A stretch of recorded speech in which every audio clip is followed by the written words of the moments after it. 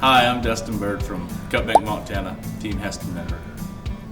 The most embarrassing moment of my career was 2007. I went to the biggest road of the year, Cheyenne, and we're talking about getting bucked off, and I laugh, and I let Matt Funk ride my horse, and the stirrups are about this long.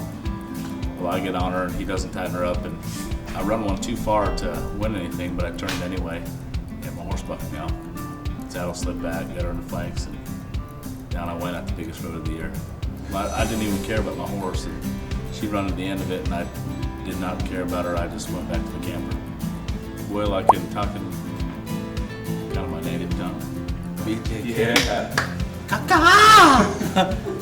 That means you got him. We're all around our dish.